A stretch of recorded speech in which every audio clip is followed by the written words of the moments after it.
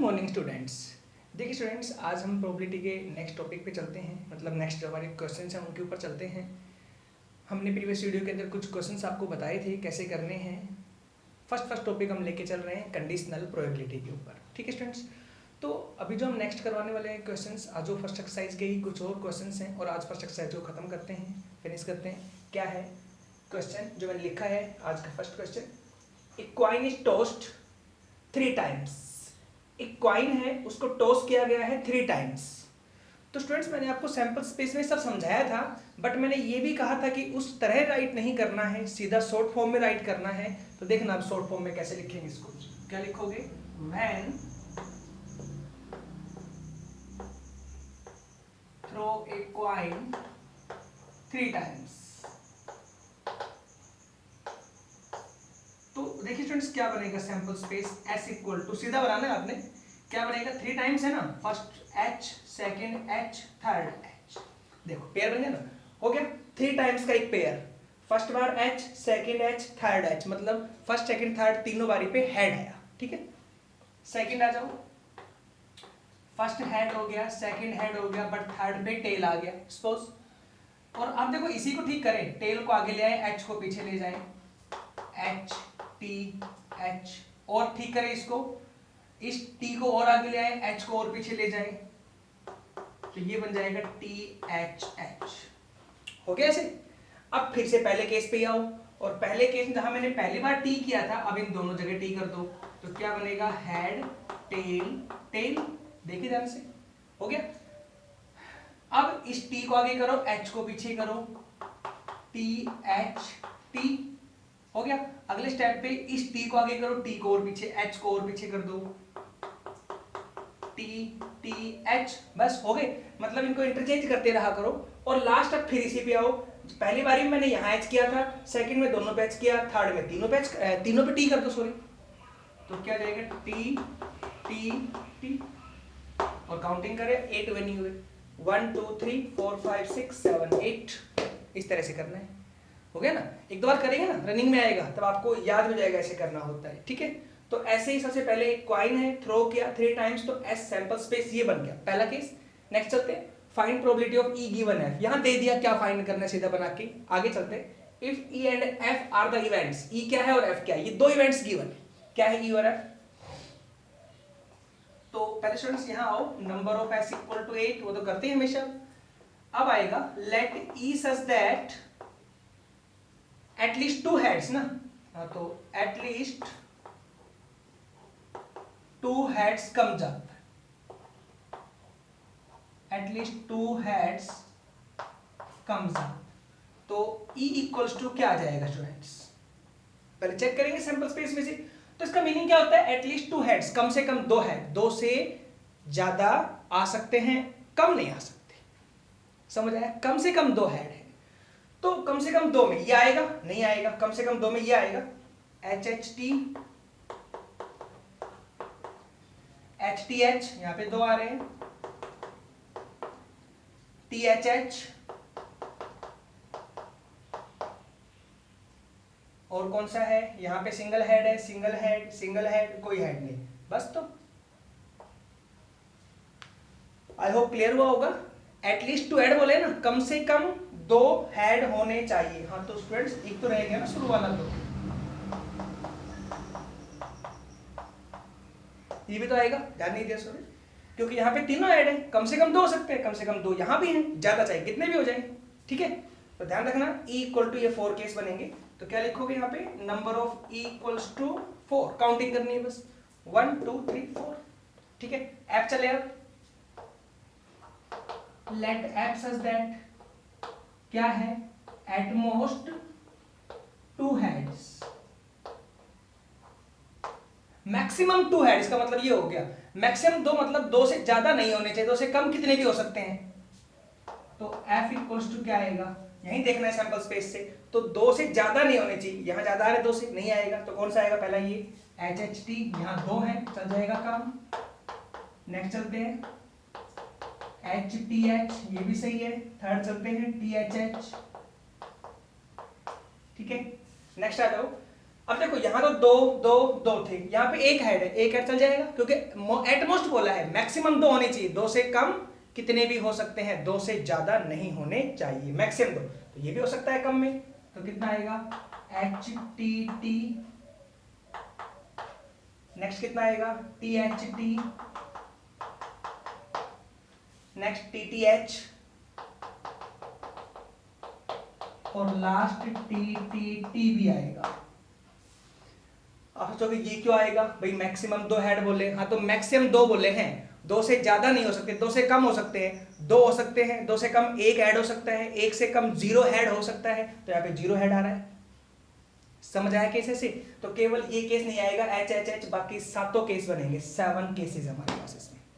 I hope clear हुआ वो जो बताया मैंने वो, ठीक है, ध्यान रहिएगा। तो एटमोस्ट वाले में लास्ट का TTT भी लेना होता है, क्योंकि एटमोस्ट का मतलब मैक्सिमम है, कम से कम, फिर उस मैक्सिमम है तो कम कितने भी हो सकते हैं और उससे ज्यादा नहीं हो सकते मैक्सिमम से, हाँ तो 2 से ज्यादा 3 नहीं हो सकते, बस ठीक है।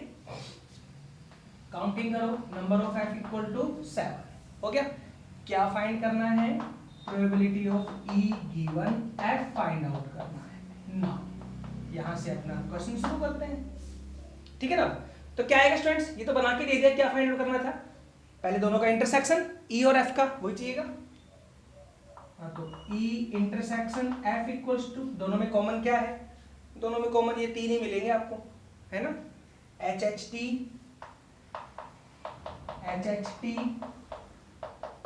HTH THH, इस तरह से हो गए, दोनों में कॉमन, दोनों में कॉमन देख लेना, यही है, ये तो आएगा नहीं इसमें कॉमन, और इसमें 3 एलिमेंट, 3 वहां पे कॉमन है। हाँ तो काउंटिंग करो, number of E intersection f equals to 3 हो गया। चाहिए क्या, हमें चाहिए probability of E intersection f, क्या होता है, number of E intersection f divide में number of s। Students formula यही है, ठीक है, बोले तो नहीं हो ना। देन क्या रिजल्ट आएगा 3/8, 8 तो नंबर ऑफ s हो गया और ये दोनों में कॉमन 3 है, ठीक है। अब चलिए नेक्स्ट, और क्या चाहिए, अब नीचे गिवन क्या है f, तो प्रोबेबिलिटी ऑफ f चाहिए, आप चाहिए वो निकालो केवल, हाँ तो and probability of f equals to number of f divide में नंबर ऑफ s, तो ये हो गया 7/8, ठीक है स्टूडेंट्स। रिजल्ट क्या आएगा वो देख लो, यहां कर देता हूं, ऊपर जगह है यहाँ पे, क्या निकालना है, probability of E given f, formula क्या होगा, probability of E intersection f over probability of f, तो यहाँ तो हो गया 3/8, यहाँ हो गया 7/8, 8 से 8 कैंसिल, देन रिजल्ट आएगा 3/7, ठीक है स्टूडेंट्स। समझ आया कैसे बताया, सिर्फ फार्मूले हैं जो बताए मैंने, वही ट्रिक लगाई है, कुछ अलग से नहीं लगाया है, क्वेश्चन हो जाएगा 16। चलिए नेक्स्ट पार्ट डिफाइन करते हैं, देखिए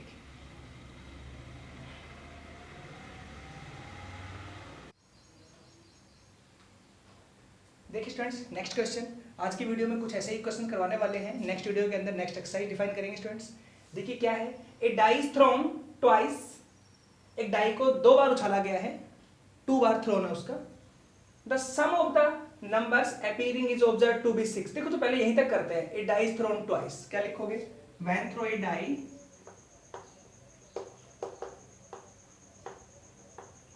when throw a die twice,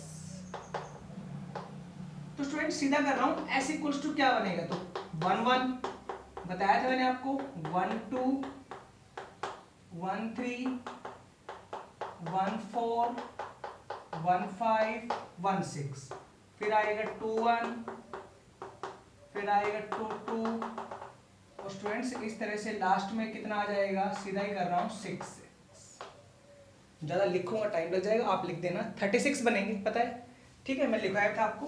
तो काउंटिंग करेंगे तो number of s equal to 36 आएगा, पता है नहीं सब ये तो।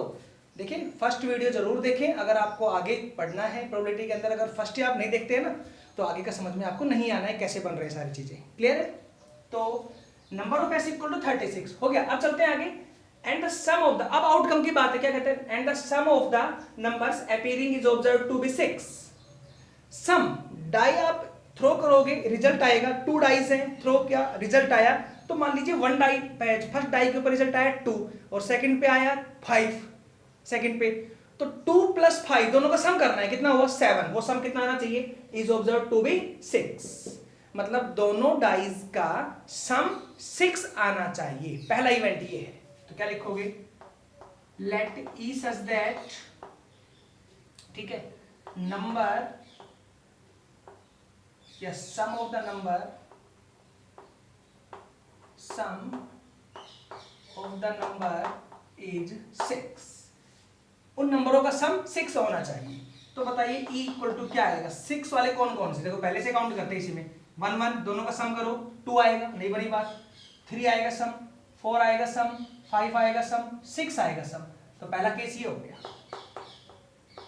1 5, आगे नहीं होगा, 2 में आ जाओ, 2 1 2 2 नहीं, 2 3 2 3 का 5 आएगा, नहीं बनेगा, 2 4 आएगा, हाँ तो 2 4 लिखो, ऐसे स्टूडेंट लिख देता हूं, आप कर लेना, सॉरी 3 बनेगा, 4 2 बनेगा और 5 1 बनेगा। ऐसे ये 6 केस 5 केस पॉसिबल होंगे, 1 2 3 4 5 कि जिनमें डाइस का सम कितना आएगा 6 आएगा, ठीक है। तो नंबर ऑफ ई कितना हो गया स्टूडेंट्स यहाँ पे 5, पहला कंप्लीट इवेंट। नेक्स्ट चलते हैं, हर बार वही केस है, पहला कंप्लीट करो, अब सेकंड बात चलो, what is the probability that, देख लेंगे बाद का हमें, the number 4 has appeared at least once, 4 कम से कम एक बार जरूर आना चाहिए, 4 कम से कम एक बार बोला है, हाँ तो let F such that number 4 appeared at least once, कम से कम एक बार जरूर 4 आना चाहिए, ये कहता है दोनों डाइज में। तो देखो यहां से कर लेते हैं ना, f इक्वल्स टू क्या आएगा, आप देखिए यहां से 1 1 4 है, नहीं है, 4 है, नहीं है, 4 है, यहां है 4 1 4 आ गया, पहला आएगा 1 4, नेक्स्ट आएगा 2 4, नेक्स्ट है, देखो यहां से देखना है s में से, e में नहीं देखना है, कभी e में ही लग जाओ चेक करने के लिए, ध्यान रखना इस बात का, हर बार s में चेक होगा सैंपल स्पेस में। f इक्वल टू 1 4 2 4, फिर आएगा 3 4, फिर आएगा 4 4 नहीं, फिर आएगा 4 1, क्योंकि 4 की लाइन चलेगी, 4 1 4 2 4 3 4 4 4 5 4 6 सारे आएंगे, 4 1 4 2 4 3, यहाँ 4 4 भी आएगा, 4 4 में दोनों 4 आ गया, कोई दिक्कत नहीं है। यहाँ क्या बोला है, एटलीस्ट वंस, कम से कम एक बार आना चाहिए, एक से ज्यादा भी आ सकता है लेकिन कम से कम एक बार आना चाहिए। तो 4 4, आगे क्या आएगा 4 5 आएगा, फिर 4 6 आएगा, अब 5 की लाइन में 5 4, अब 6 की लाइन में 6 4, देखिए इस तरह से बनेंगे। आई होप क्लियर हुआ होगा। f इक्वल टू ये पार्ट बन के आया हमारे पास, कितने बने काउंटिंग करते हैं, 1 2 3 4 5 6 7 8 9 10 11, 11 बनेंगे f के अंदर, number of f equals to 11। देखिए स्टूडेंट्स, अगर अभी से आपको कोई डाउट लगता है, समझ में नहीं आ रहा है कुछ भी, तो प्लीज मुझसे कंसल्ट जरूर करें, पूछे जरूर, क्योंकि आगे की वीडियो देखने का कोई फायदा नहीं रहेगा अगर यहीं पे आपको प्रॉब्लम क्रिएट हो गई तो, ठीक है ना। आप सोचोगे भी कि आगे देख लेंगे, आगे समझ में आ जाएगा, नहीं, जब आपको यही बेसिक चीजें समझ में नहीं आ रही हैं तो फिर आगे मत जाना, पहले इन्हीं को रिमाइंड करके फिर देखना है, मुझसे कॉल करें, पूछिए क्या प्रॉब्लम आई आपको, ठीक है, बताएं मुझे आप। तो प्लीज ध्यान रखना। लेकिन स्टूडेंट्स वैसे तो कोई बात नहीं है, मैंने बता दिया, एस बनता है, दोनों इवेंट हैं, दोनों इवेंट एस में चेक करने होते हैं, इवेंट की स्टेटमेंट समझनी होती है आपको, बस ये काम है। तो नंबर 5 कितना हो गया 11। अब चलिए नेक्स्ट केस। तो स्टूडेंट्स 11 आ गया, तो अब निकालना क्या है वो आ जाओ। व्हाट इज द के बाद क्या लिखा हुआ है, what is the probability that, इसके बाद जो लिखा हुआ है वो निकालना है। क्या लिखा हुआ है, द नंबर 4, 4 वाली बात कौन सी है, f वाली बात है ना। तो f निकालना है, तो हमें निकालना है probability of f given e, ये निकालना है, समझ आ गया। व्हाट इज द के बाद क्या बोला हुआ है, नंबर 4, 4 को मैंने f माना है, तो f निकालना है, सेकंड वाला अपने आप गिवन हो गया, तो probability of f given e, ये करना है फाइंड आउट। तो पहले दोनों का इंटरसेक्शन, नाउ ई इंटरसेक्शन है, क्या है दोनों का इंटरसेक्शन, दोनों में कॉमन क्या है, दोनों में कॉमन है 2 4 4 2, बस ये है ना, 2 4 और 4 2, क्योंकि दोनों में 4 वाली बात तो कॉमन आएगी, इन दो ई में और एफ में चेक कर लेना, 2 4 4 2 मिलेंगे, 2 4 4 2, बस, और किसी में 4 यहाँ है ही नहीं जो कॉमन आएगा। हो गया तक, काउंटिंग करो, number of E intersection f equals to 2, हाँ तो अब निकाल लो प्रोबेबिलिटी ऑफ ई इंटरसेक्शन है, तो स्टूडेंट्स 2/36 आएगी, नंबर ऑफ ये डिवाइड में नंबर ऑफ एस कितना है 36, 2/36 हो गया। एंड प्रोबेबिलिटी ऑफ, अब क्या गिवन है ई, तो प्रोबेबिलिटी ऑफ ई आएगा, तो क्या आएगा नंबर ऑफ ई डिवाइड में नंबर ऑफ एस, कितना नंबर 5/36 हो गया। अब चलो लिख के दो probability of F given E, तो probability of E intersection F divide में probability of E equals to 2/36 और 5/36 कट हो गया, देन रिजल्ट आएगा 2/5, ये आंसर आएगा। तो स्टूडेंट्स आई होप क्लियर हुआ होगा। चलिए, तो ऐसे स्टूडेंट्स हम कर सकते हैं ना इजीली, कोई डाउट नहीं है ना। ऐसा ही क्वेश्चन कार्ड वाला आता है, मान लीजिए हमारे पास 10 कार्ड्स हैं, ध्यान से सुनिए, हमारे पास 10 कार्ड्स हैं, नंबर डाल रखा है 1 to 10, ठीक है। अब मैंने बोल दिया तो हमारे पास नंबर ऑफ एस कितना हो गया 10 हो गया, कि भाई 1 to 10 तक कार्ड है तो काउंटिंग में आ जाएगा ऐसे, एस इक्वल टू 1 2 3 4 5 6 7 8 9 10, काउंटिंग में number of S equal to 10 हो गया, ठीक है। दो इवेंट बोले गए हैं, फर्स्ट ई इवन नंबर कम्स अप, हमने ड्रा करना है, उसमें से 1 कार्ड निकालना है, ड्रा करेंगे 1 कार्ड, तो उसके लिए क्या बोला गया है, इवेंट दो लग रहे हैं, पहला ई इवन नंबर आना चाहिए, तो इवन नंबर में क्या जाएगा ई इक्वल टू 2 4 6 8 10 हो गया, तो नंबर ऑफ ई कितना हो गया, नंबर ऑफ ई हो गया 5। अब बोला है सेकंड इवेंट क्या है, सेकंड इवेंट है कि drawn card is more than 3, जो कार्ड ड्रा हुआ है वो 3 से ज्यादा नंबर का होना चाहिए, तो एफ इक्वल टू क्या जाएगा 4 5 6 7 8 9 10 हो गया, ई बन गया, एफ बन गया, सोल्व कर लें जो पूछा है उसके अकॉर्डिंग हो जाएंगे ऐसे क्वेश्चन। चलिए नेक्स्ट पार्ट डिफाइन करते हैं, देखिए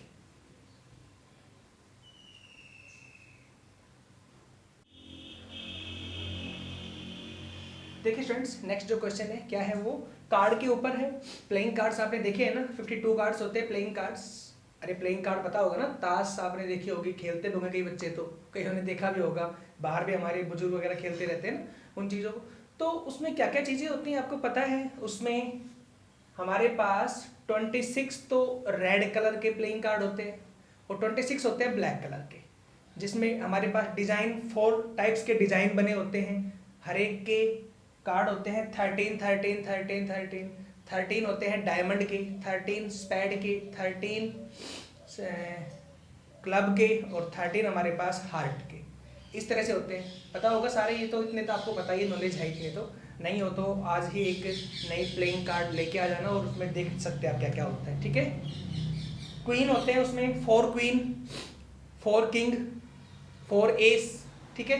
एस मतलब होता है इक्का, ठीक है ना, तो इस तरह ध्यान रखना है। इक्का उसमें 4 होते हैं, क्वीन उसमें 4 होती है, किंग उसमें 4 होते हैं, जे आता है एक लिखा हुआ याद होगा, जे होता है जैक, जैक में हमारे पास 4 होते हैं। इस तरह से सारे डिजाइन आपके पास 4 होते हैं, सारे पत्ते जो उसमें होते हैं सारे कार्ड्स होते हैं वो। तो देखिए स्टूडेंट्स, इसी के ऊपर बेसिक क्वेश्चन है, कैसे करना है देखो।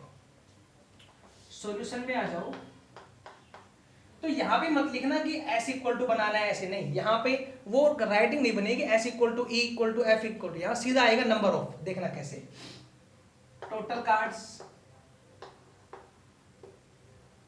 कार्ड्स आएंगे 52, तो इसी को आप सीधा राइट करोगे number of S equal to 52, ठीक है। इसमें ऐसे होगा। इवेंट क्या है पहला बोलो, लेट ई सच दैट, जो अपने कार्ड ड्रा करना है, if is the event drawn card is king और क्वीन, किंग और क्वीन, और लग गया मतलब होता है यूनियन, मतलब ये भी और ये भी दोनों, तो किंग होते हैं 4, क्वीन होती है 4, कितने हो कुल मिला के 8, ठीक है। तो क्या आएगा, E such that drawn card is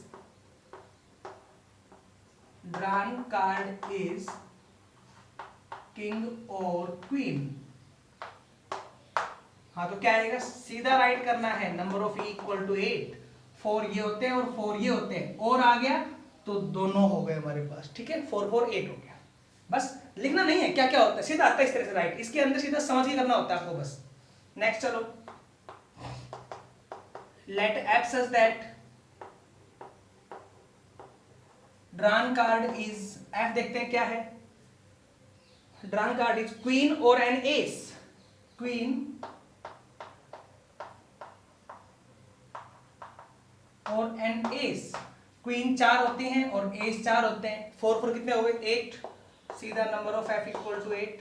हम कई बार सोचते हैं अरे यहाँ तो 4 क्वीन तो पहले निकल गई, तो यहाँ तो क्वीन 0 होंगी। मैं इससे कंपैरिजन नहीं कर रहा हूँ, इसका कंपैरिजन मैं यहाँ से कर रहा हूँ एस वाली बात से, उसमें तो वही 4 है। समझ आया? ठीक है, ध्यान रखना ये दोनों इवेंट यहाँ डिफाइंड होते हैं, कहीं और नहीं, और यहीं से निकलते हैं वैल्यूज। हो गया यहाँ तक? दोनों में number of E8, number of F8 निकालना क्या है वो आ जाओ। तो बोला गया what is the probability for E given F, मतलब सीधा राइट है, बना के दे रखा है E गिवन F आपने फाइंड आउट करना है। ठीक है, तो उसके लिए क्या चाहिए? दोनों का इंटरसेक्शन। तो सीधा आएगा इंटरसेक्शन में भी number of E intersection F, ऐसे नहीं आएगा कि E इंटरसेक्शन F बनाना पड़ेगा, बनाना कुछ नहीं, सीधा आएगा। दोनों में कॉमन क्या है? तो आपको दिख तो रहा है दोनों में, यहाँ भी क्वीन है, यहाँ भी क्वीन, दोनों में क्वीन कॉमन है। क्वीन कितनी है? 4, तो कॉमन कितना हो गया? 4। ठीक है, ऐसे। अब probability of E intersection F बोलो, तो क्या होगा? Number of E intersection F divide में नंबर ऑफ S, तो ये हो गया 4/8। ठीक है स्टूडेंट्स, यहाँ तक 4/52, 4/52, क्योंकि यहाँ पे टोटल कार्ड कितने? 52। ये आएगा रिजल्ट पहला, number of probability of E intersection F। Next चलते हैं, क्या चाहिए? प्रोबेबिलिटी ऑफ F चाहिए ना, क्योंकि F गिवन बोला है, तो क्या आएगा? एंड प्रोबेबिलिटी ऑफ F, तो नंबर ऑफ F डिवाइड में number of S, number of F 8 है, 8 डिवाइड 52, नंबर ऑफ F 8 है। हो गया? तो कट मत करना, यहाँ पे आ जाएगा। This implies probability of E given F equals to, तो probability of E intersection F divide में प्रोबेबिलिटी ऑफ F, तो ऊपर आ जाएगा 4/52, यहाँ आ जाएगा 8/52, कट हो गया, देन 1/2 रिजल्ट आएगा स्टूडेंट्स। आई होप क्लियर हुआ होगा। ठीक है, चलिए स्टूडेंट्स, यहाँ जो बता रहा हूँ बातें वो ध्यान से सुनना अभी। अब इसके बाद मैं एक लास्ट क्वेश्चन करवा रहा हूँ इस एक्सरसाइज का, जो 11th क्वेश्चन है, और उसके बाद 3 या 4 क्वेश्चन है। अब जो क्वेश्चन कराऊंगा उसके बाद इसी एक्सरसाइज के कुछ क्वेश्चन हैं एलिमेंट की बुक में 3 या 4, वो क्वेश्चन आपने अभी नहीं करने हैं। ठीक है, तो यहाँ पर आप एक्सरसाइज खत्म होगी, एक क्वेश्चन कराऊंगा लास्ट अभी, तो वहाँ पर आप एक्सरसाइज खत्म होगी, लेकिन आपको वो वाला क्वेश्चन नहीं करने हैं जो आगे के हैं उसके बाद के। ठीक है स्टूडेंट्स, वो मैं आपको समझाऊंगा, बाद में करवाएंगे कि ये क्या कहता है इनके बारे में। अभी आप सिर्फ जो यहाँ तक है वो बात देखेंगे, क्योंकि उनके अंदर कुछ अलग से ट्रिक लगनी है, वो ट्रिक आपको बाद में समझाई जाएगी। तो अभी एक लास्ट क्वेश्चन देखिए इस एक्सरसाइज का। ठीक है, देखिए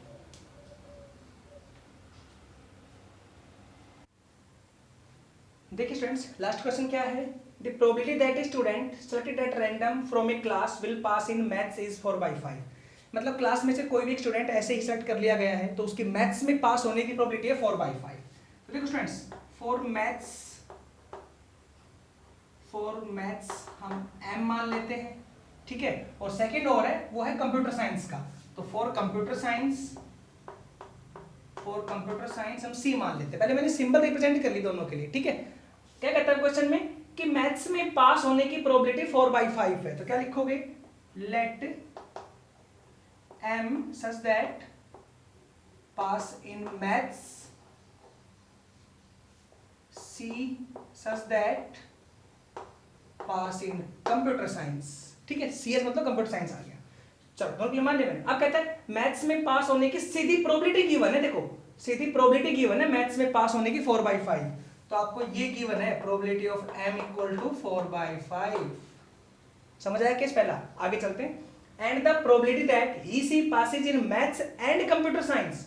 देखो स्टूडेंट्स, ये बोला गया, इसका मतलब समझो, मैथ्स और कंप्यूटर साइंस के बीच में क्या लगा हुआ है? एंड का मतलब होता है इंटरसेक्शन, और होता तो यूनियन, एंड है तो इंटरसेक्शन। इसका मतलब मैथ्स में और कंप्यूटर साइंस में मिला के पास होने की प्रोबेबिलिटी कितनी है? 1/2, वो भी सीधी प्रोबेबिलिटी दी गई है। तो देखो आपको ये दिया गया है probability of m intersection c equal to 1/2, ऐसे probability of m intersection c, क्योंकि एंड आया तो इंटरसेक्शन और आया तो यूनियन, ध्यान रखना। ठीक है, 1/2 है।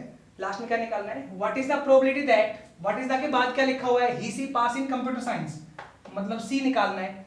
If it is known that, दूसरे वाला गिवन हो गया, ये पार्ट निकालना है। ठीक है, व्हाट इज द के बाद क्या लिखा हुआ है वो निकालना है, दूसरा गिवन हो गया, probability of c given m निकालना है आपने। तो क्या आएगा इसके लिए? सीधा ही हो गया। Now probability of c given m equals to probability of c intersection m over probability of n। दोनों ही बातें गिवन है, 1/2 over 4/5, 5/8 आंसर आएगा। ठीक है स्टूडेंट्स, क्लियर हुआ? चलिए स्टूडेंट्स, फर्स्ट एक्सरसाइज कंप्लीट है। इसके बाद के जो क्वेश्चंस हैं वो अभी छोड़ देना फिलहाल। नेक्स्ट आगे जो एक्सरसाइज आएंगी 8 पॉइंट मतलब 15 पॉइंट कुछ आएगी, 5 या 6 आएंगी, तो वहाँ बताऊंगा आपको वो वाले क्वेश्चन, क्योंकि वहाँ ट्रिक से इजीली सोल्व हो जाएंगे। ठीक है स्टूडेंट्स, चलो नेक्स्ट पार्ट नेक्स्ट वीडियो में डिफाइन करते हैं, नेक्स्ट एक्सरसाइज सेकंड आपकी। ठीक है।